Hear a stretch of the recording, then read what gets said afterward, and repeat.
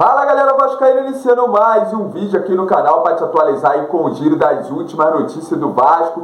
Como vocês viram aí no começo do vídeo, né, o Pedrinho deu entrevista aí depois, né, de saber quem será o adversário do Vasco, né, o Atlético Paranaense. O torcedor vascaíno estava aí nas redes sociais, na expectativa em relação a esse confronto das quartas de finais da Copa do Brasil, que a gente vai trazer detalhes aqui nesse vídeo. Vamos trazer novidades em relação a contratações. Pedrinho também, nessa entrevista que ele deu, né, ele falou em relação a contratações, que a gente vai trazer aqui muitas novidades para o torcedor vascaíno. Só que antes eu conto com a sua moral, você que está passando aqui pela primeira vez, bora lá dar aquela força, galera, para o nosso trabalho continuar crescendo aqui no YouTube. Eu conto com a sua ajuda para você se inscrever aqui no canal. É de graça, você não paga nada e ajuda o canal do Vasco a continuar crescendo aqui dentro da plataforma do YouTube, beleza? Sem mais enrolação, vou trazer aqui as últimas notícias do Vasco atualizada do Vascão, galera. Galera, o Vasco fará em casa o jogo de ida das quartas de finais da Copa do Brasil, né? Como vocês estão vendo aqui na tela agora,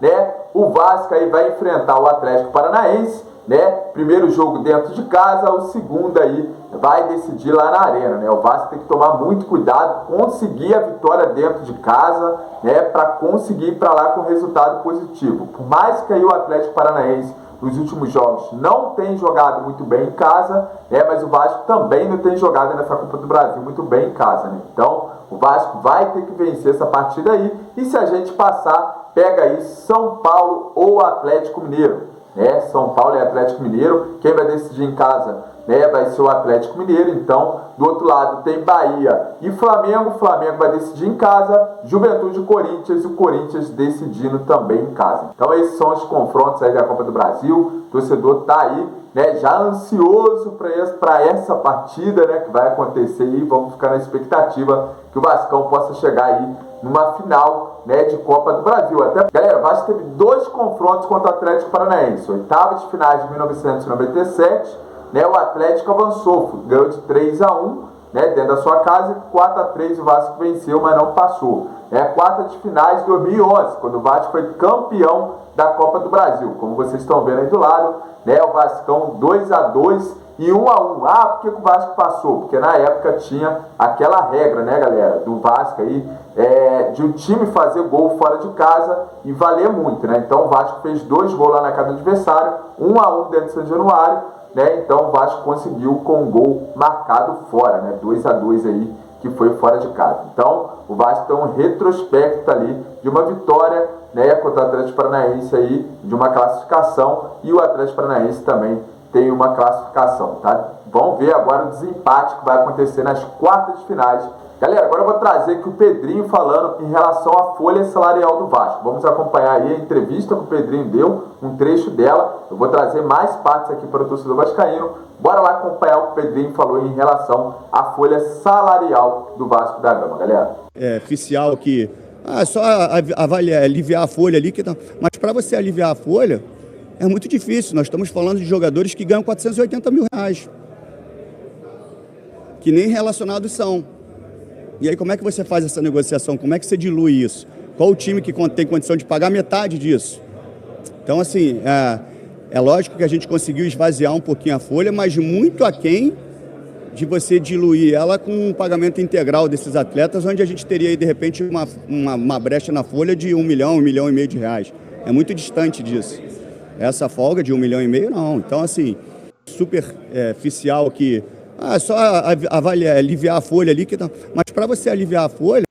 Galera, até porque, né, o Galdames, que estava aí fechando com o São Lourenço, né, vazou a informação que deu tudo errado, né, o time lá não quis, né, pagar, né, até porque nem dividindo o São Lourenço quis pagar ali, porque o Galdames recebe no Vasco cerca de 500 mil reais. Olha só as pessoas incompetentes que estavam no Vasco, né, fazer um contrato com os Galdames, cara, recebendo 500 mil reais por mês. Tá de brincadeira, né? Então fica difícil, né? Entenda ali o lado do Pedrinho, fica realmente difícil o Vasco conseguir, né, clubes que pagam pelo menos a metade do salário desse jogador horroroso. Tem o Rossi também, que já recebeu várias outras propostas, e também jogadores que não estão sendo relacionados, e está complicando aí a folha salarial do Vasco da Gama, né, galera? Agora eu vou falar aqui, né, vou trazer mais um trecho da entrevista aí do Pedrinho, né? Vamos lá acompanhar o que o Pedrinho falou aqui, galera, que eu também não vi esse vídeo, a gente vai acompanhar aqui junto. O fato de você estar na diretoria, como a volta do Alex Teixeira, a volta do Coutinho, a volta do Souza, são encarados como um renovo para o Vasco. O que você pode dizer para o torcedor quanto à paciência para o Vasco voltar a disputar os títulos nas cabeças?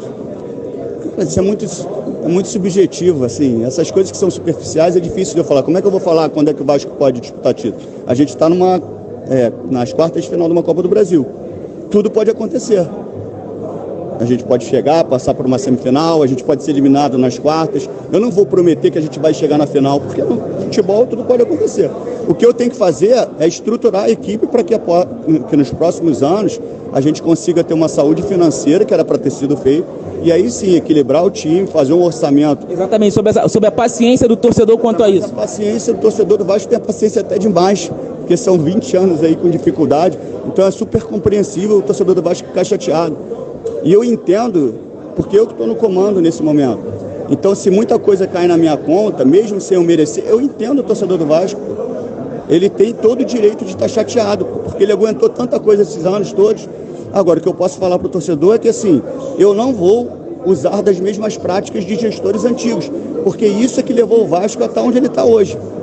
Mesmo que eu pague esse preço, e eu estou disposto a isso, porque alguém tem que começar para alguém colher o fruto. E se ninguém quis começar, eu saí de onde eu estava justamente para dar esse início. Então é isso que eu vou fazer. Então o Pedrinho ali, né, deixando bem claro, galera, deixa eu colocar aqui, Pedrinho deixando bem claro, né, que não vai ser irresponsável, principalmente ali, né, vocês viram no começo do vídeo, perguntaram se tem aí fundo de investimento árabe comprando a SAF do Vasco, ele negou totalmente. Galera, vamos parar com isso também, né? Muitos aí jogando que o Vasco vai ser comprado por fundo árabe, né? É igual quando a 777 chegou dentro do Vasco. Começaram lá a dançar, né? Jogar dinheiro pro alto aí em vários canais de YouTube, dizer que o Vasco estava rico. Agora estão dizendo também, saiu do fundo árabe, agora também é o fundo lá inglês, né? Que administra o Liverpool. Então, cada vez mais, isso vai deixando o torcedor vascaíno na internet revoltado, né? Cara, vamos parar com isso. O Vasco tem que ser ali, né, bem visto isso com relação à venda da SAF do Vasco. Tem que ver, o torcedor vascaíno tem que entender uma coisa. A gente já foi salvo uma vez, né, por entrar nessa barca aí, nessa furada. Agora o Pedrinho já deixou ali um ponto de interrogação também, que ele deixou claro que está sim o Vasco ali analisando, né, em relação à venda da SAF. Só que tem que fazer responsavelmente, como o Pedrinho disse, né, muitas pessoas lá dentro do Vasco, né, que afundaram o Vasco nessa venda e que tem muita coisa por trás. Quem acompanhou completo, o Pedrinho disse que fizeram com o Vasco, tem muita coisa por trás, né, que o torcedor não sabe. Então, né, vamos com calma aí, né, em relação ao Vasco ser vendido, porque esse negócio aí tem que ser bem avaliado e o torcedor do Vasco tem que marcar em cima, porque cair em outra furada, como a gente caiu com a empresa da 777, agora o torcedor vascaíno tem que ficar de olho, que vai entregar o clube na mão de pessoas que vão entrar ali dentro do clube, né, sem querer saber o que o torcedor do Vasco está pensando ou não, só vai querer saber da grana, né? Então tem que tomar muito cuidado em relação ao que o Vasco passa aí, né, essa porcentagem do futebol do Vasco. Galera, agora eu vou trazer aqui rapidamente o Pedrosa, né, falando ali sobre contratações do Vasco, a gente vai acompanhar aqui junto. Marcelo Santana e o Pedrinho estão fazendo um trabalho muito legal de alívio de folha salarial de jogadores que ganhavam um alto salário e não desempenhavam dentro de campo.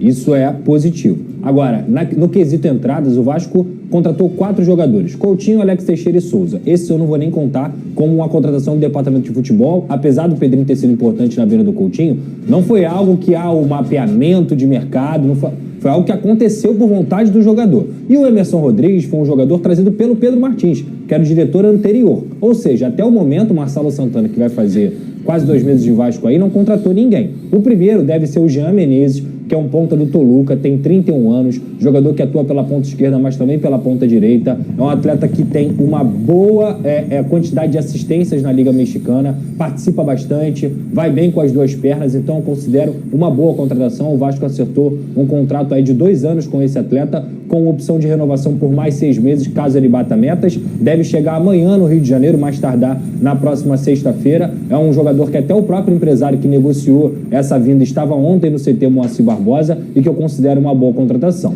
O Vasco estava precisando e está precisando urgentemente também de um zagueiro. E o jogador que estava mais próximo do Vasco era o Lemos. O Vasco acertou tudo com o seu empresário, tudo com o Atlético Mineiro, ofereceu o mesmo salário que ele ganhava lá no Galo e o jogador Lemos alega que o Galo deve coisas a ele e ele não sairia do Galo sem que o Galo pudesse cumprir o que devia a ele. O Galo nega essa situação, o fato é que ele esteve próximo de ao São Paulo, babou. O fato é que ele esteve próximo de ao Vasco da Gama e também está muito próximo de babar. A chance hoje é muito pequena.